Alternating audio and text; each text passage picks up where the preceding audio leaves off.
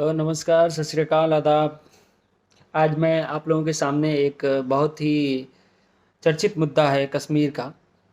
कश्मीरी पंडितों को भगाया गया था 1990 के दौरान। ये इल्ज़ाम लगाया जाता है भारतीय जनता पार्टी द्वारा। कांग्रेस पार्टी पर भी इल्ज़ाम लगाया जाता है और मुसलमानों को बदनाम करने की पूरी साजिश ये बताई जाती है। हमारे हिंदू भाइयों को यही बताया जा रहा है कि देखो किस तरीके से मुसलमानों ने एक तरीके का जेनोसाइड किया था 1990 के दौरान में कश्मीरी पंडितों के साथ। और ये मासूम लोग, बीजेपी वाले, आरएसएस वाले मासूम लोग उस वक्त पता नहीं क्या कर रहे थे। वो मैं आपके सामने आगे रखता हूँ। ये कहाँ थे? तो भक्तों के दिमाग में तो यही बात है, जो भक्त बन चुके हैं बीजेपी के, उन्हें कभी सच्चाई समझ में नहीं आएगी, क्योंकि उनके दिमाग में एक बात डाल दी गई है 70 साल में ये हुआ है। तो उनके दिमाग में तो एक ही तस्वीर बनी हुई है कि 70 साल में अगर हुआ है तो कश्मीर में हुआ है तो कांग्रेस ही रही होगी और ये उसी ने सब कराया होगा। मुसलमान तो गलत ही है। ये दोनों हॉट टॉपिक है, दोनों भक्तों को बड़ा पसंद है, दिल में एकदम अंदर तक घुस जाएगा,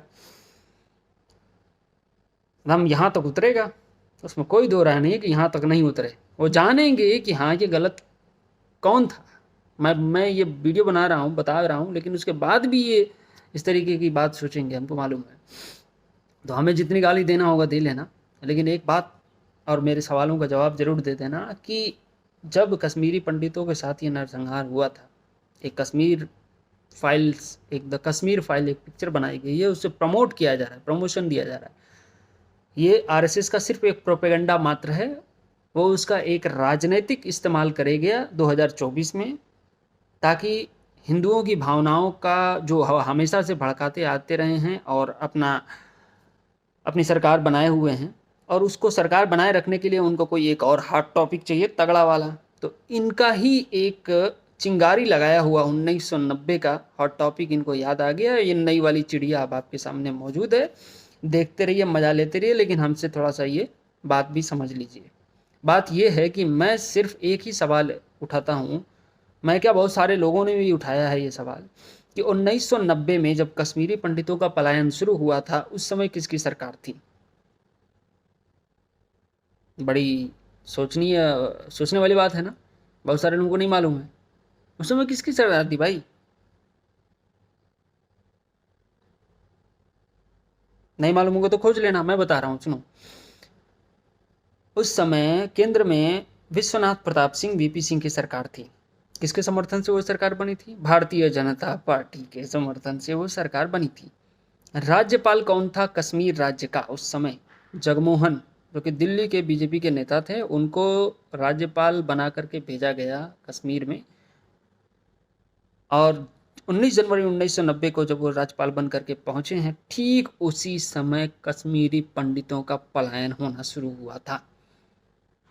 ठीक उसी समय कश्मीरी पंडितों का पलायन शुरू हुआ था वो। और एक बात और जान लीजिए, सोने पे सुहागा, उस समय मुख्यमंत्री कोई नहीं था। फारूक अब्दुल्ला मुख्यमंत्री नहीं थे उस समय, राज्यपाल के अधीन सरकार थी। फारूक अब्दुल्ला ने मुख्यमंत्री पद से पहले ही इस्तीफा दे दिया था। वो राजनीतिक विषय है, उस पर मैं बाद में जाऊंगा, उसको आप लोग पता कर लीजिएगा क्यों ऐसा हुआ था। मुफ्ती मोहम्मद सईद के बारे में भी मैं बताऊंगा कि वो कौन सी, और उससे क्यों गठबंधन इन लोगों ने, उससे भी गठबंधन किया था। वो अलगाववादी का नेता था, उसे मुख्यमंत्री बनना था। इन लोगों ने पहले ही एक गिफ्ट दे दिया था, हमारा ये काम करवा दो धीरे से, हमको हिंदुस्तान में खड़ा करवा दो, हम तुमको कश्मीर में खड़ा करवा देंगे। शुरू से तो वो मुफ्ती मोहम्मद सईद फारूक अब्दुल्ला की पार्टी के साथ रहा, लेकिन अंदर अंदर उसके भी दिल में था मुख्यमंत्री उसको ही बनना है। तो उसकी इस लालच का कैसे फायदा उठाया जाता है, भारतीय जनता पार्टी जानती है। एक बात और जान लीजिए कि कश्मीर में पाकिस्तान तो हमारा दुश्मन हमेशा से रहा है। वो तो कभी नहीं चाहता कश्मीर वादी में, घाटी में कब शांति रहे, कभी नहीं चाहा उसने। उसने भरपूर फायदा उठाया इसका। और उस दुश्मनी का भरपूर फायदा कैसे उठाया जाता है, कोई भारतीय जनता पार्टी से पूछे। ये जो जिन्ना के भतीजे हैं हिंदुस्तान में, आरएसएस और बीजेपी वाले, इनसे कोई पूछे। ये जिन्ना के भतीजे हैं, मैं तो कहता हूं, इनसे कोई पूछे। ये क्या कर रहे थे? कश्मीर तो हमारा दुश्मन सही। मैं ये नहीं कहता कश्मीरी पंडितों के साथ उस समय गलत नहीं हुआ, बिल्कुल गलत हुआ, हमारी संवेदनाएं हैं उन लोगों के साथ। लेकिन आज तक पिछले 30 सालों में जो सरकारें उनके नाम पर अपनी सरकार बना रही हैं, उनके मुद्दों को उठाती हैं, खास करके भाजपा जो इस और संघ समाज जो है इसको सबसे ज़्यादा आगे करता है, कितने लोगों को तुमने न्याय दिलाया है कश्मीर में? किसी को नहीं, किसी को न्याय नहीं दिलाया अभी तक। एक आदमी कोई बता दे कि हाँ उसको न्याय मिला है कश्मीरी पंडित को। 1990 से लेकर के जब पलायन शुरू हुआ तो एक दिन में नहीं हुआ था। अब पलायन जब हो रहा था तो राज्यपाल क्या कर रहे थे? गृह मंत्री बना करके रखा था मुफ्ती मोहम्मद शहीद को। तो कम से कम राज्यपाल के अधीन सरकार थी। सारी फौज, कश्मीर सब जानता है कि एक छावनी की तरह है, फौज की छावनी की तरह। उस समय फौज एक्टिव भी थी। हो क्या रहा था अंदर अंदर? एक दिन में पलायन नहीं हुआ, 2 दिन में, 3 दिन में, 4 दिन में, 5 दिन में, 6 दिन में, 7, 8, 10, 20, 1 महीने तक चला। 1 महीने छोड़िए, 10 महीने तक ये पलायन चला है। 10 महीना छोड़िए, वो भी छोटे मोटे टुकड़ों में देखें तो 4 साल तक चला है। लेकिन उस पिछले 10 महीने की मैं बात करना चाह रहा हूं। उस समय सरकार किसकी थी? जगमोहन जी की। इनके अंडर में सब कुछ था। जब एक पक्ष दूसरे पक्ष को मार रहा था तो आपने सेना क्यों नहीं लगाई? इन्होंने कुछ भी ऐसा नहीं, क्योंकि ये चाहते थे कि कश्मीरी पंडित यहां से निकाले जाएं, हिंदुस्तान के और राज्यों में जाएं, ताकि इस हॉट मुद्दे को हम कभी और आकर के भुनाएं, जो अभी भुनाया जा रहा है। और उसको पूरा दिन गाया गया है, पूरे पिछले 30 साल गाया गया है, लेकिन लोग नहीं जाने। लेकिन आजकल उसको एकदम दम भर करके लोगों के दिलों में डाला जा रहा है, हिंदुओं के भावनाओं के साथ उसको जोड़ करके दिखाया जा रहा है। देखिए कश्मीरी पंडितों के साथ ये हुआ, वो हुआ, तमाम बातें हैं। लोग कहते हैं जेनोसाइड हुआ, कुछ भी ऐसा नहीं था। कोई ऐसा जेनोसाइड नहीं हुआ है। जेनोसाइड इसको नहीं कहते हैं, जेनोसाइड उसको कहते हैं जो गुजरात में हुआ। 2 से 3 दिन के अंदर 3 से 4 हजार लोग मार दिए गए, इसको बोलते हैं जेनोसाइड। वहां क्या हुआ? मैं टाइम्स ऑफ इंडिया की रिपोर्ट दे रहा हूं, 5 फरवरी 1992 का टाइम्स ऑफ इंडिया का प्रकाशन निकाल के पढ़ लीजिए। उसमें लिखा हुआ है कि उस समय कितने लोग मारे गए कश्मीरी पंडित जब ये पलायन शुरू हुआ था। 238 लोग, 238 कश्मीरी पंडित और 956 मुसलमान, 35 से 36 के आसपास सिख समाज और कुछ और अन्य लोग रहे होंगे। तो मुसलमानों को तो ज़्यादा नुकसान हुआ। 238 लोगों का जेनोसाइड तो मैं नहीं मानता 4 साल के अंदर। या जेनोसाइड की शक्ल नहीं होती, जेनोसाइड की शक्ल ऐसी नहीं होती। अब मैं इसको पलायन भी नहीं कहता हूँ, पलायन ऐसे नहीं होता है कि मैंने रुमाल उठा लिया, कल बक्सा उठा लिया, आज कपड़ा उठा लिया, हाँ यार माहौल तो ठीक नहीं है, चलो अब चला जाता है।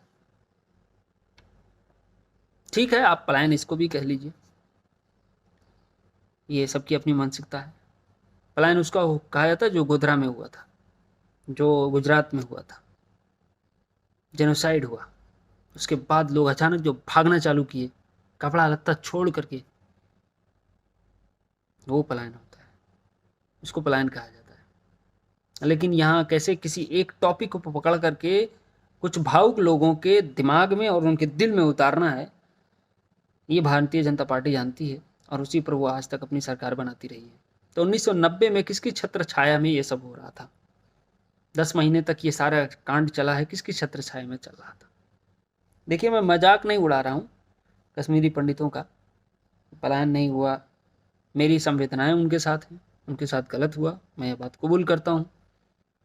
किसके चेले लगे थे उनको भड़काने के लिए, और वो चेला किसके अंडर में था ये भी जान लीजिएगा, मुफ्ती मोहम्मद शहीद, इसी के चेले लगे हुए थे। 2 तरीके का संगठन था कश्मीर में उस वक्त, एक पाकिस्तान के पक्ष में था, एक हिंदुस्तान के पक्ष में था।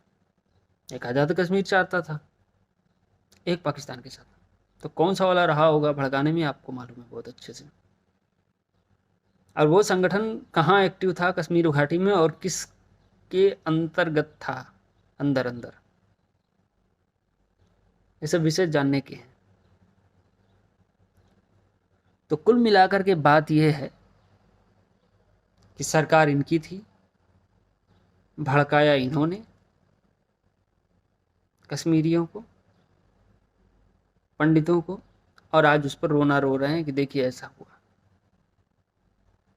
तो हमें और आपको बहुत सतर्क रहने की ज़रूरत है इस भारतीय जनता पार्टी से, जो लोकतंत्र की हत्या करना चाहता है अंदर अंदर। और उस रास्ते पर ये लगभग इसने 70-75% मेरे को ऐसा लगता है, उनके अपने विचार हैं, पूरा कर लिया। लेकिन मुझे जहाँ तक विश्वास है कि हिंदुस्तान का लोकतंत्र इतना मजबूत है, इसको तोड़ना किसी माई के लाल की बात नहीं। ये खूबसूरती मैंने देखी है। एक हिंदू मुसलमान, भले दुनिया की बातें होती रहती हैं, लेकिन कभी कोई बात आ जाती है तो लोग एक दूसरे का साथ देते हैं। लेकिन हमारी नफरतों को बढ़ाया जाता है, हमारे इस लोकतंत्र की खूबसूरती को ख़त्म किया जाता है। ये एक नफरत फैलाने वाली फिल्म जो है लाई गई है लोगों को बताने के लिए। मेरा इतना ही सवाल है कि तुम क्या कर रहे थे भाजपा वाले उस समय? तुमने सुरक्षा क्यों नहीं दी? तुमने सुरक्षा क्यों नहीं दी? कश्मीरी पंडितों को क्यों नहीं सुरक्षा दी गई? हाँ, तुमने एक काम जरूर किया है कि वहाँ से घाटी से निकल रहे कश्मीरियों को, जो जम्मू में आकर के कैंप डाल करके रह रहे थे, उनको साधन और ट्रांसपोर्ट जरूर मुहैया करा दिया, जो हिंदुस्तान के और राज्यों में जाना चाह रहे थे। हाँ, लो गाड़ी निकल लो, सब कुछ। क्यों? उनको मालूम था इनको निकालो।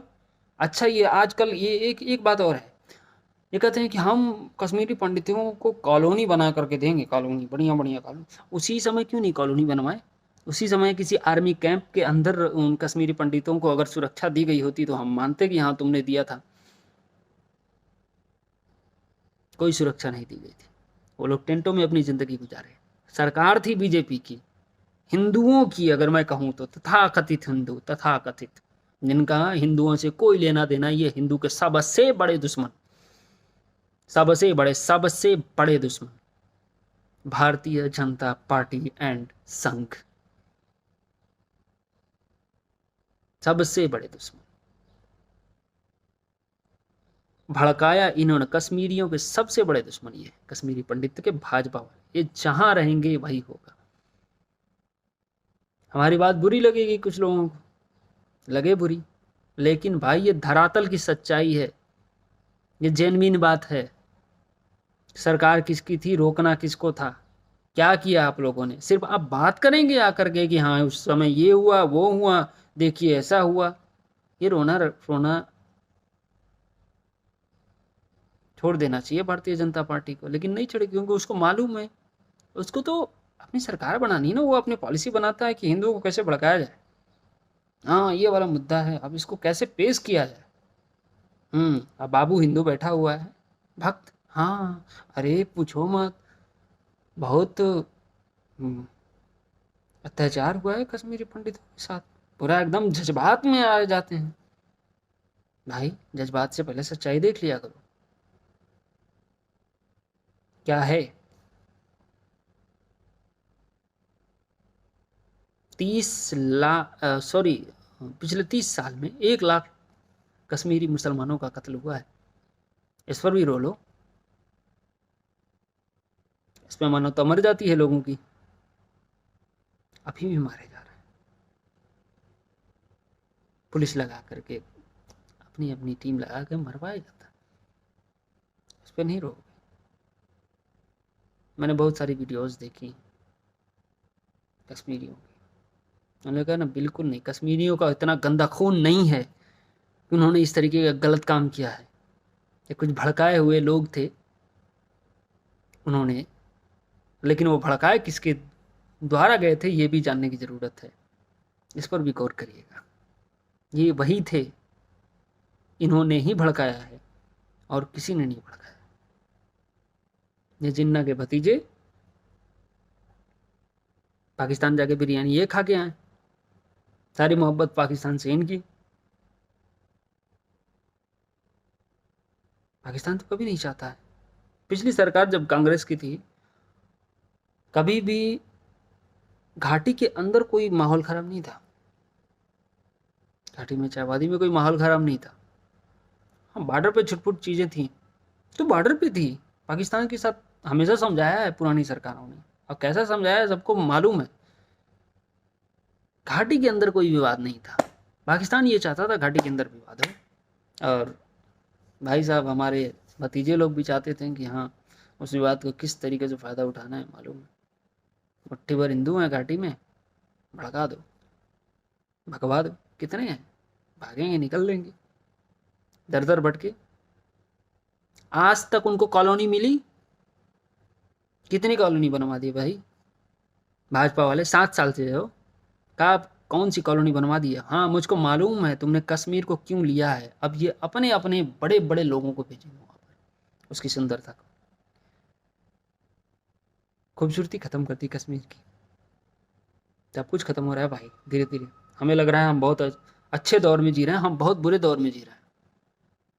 हमें लगता था कि हमारे बाप दादा अरे बहुत पुराने जमाने, अरे हम बहुत घटिया जमाने में, हम लोग बहुत अच्छे जमाने जी के चले गए लोग। कोई अच्छा दौर नहीं चल रहा है। इसलिए आप लोगों से मेरी विनती है, गुजारिश है, चीज़ों को, हमें कोई किसी को भड़काने का शौक नहीं है। मानवता से मोहब्बत है, लोगों से मोहब्बत है, लोकतंत्र से मोहब्बत है, तो अपनी बात कहने आ गया। बाकी आप लोग समझदार हैं क्या कैसे करना है।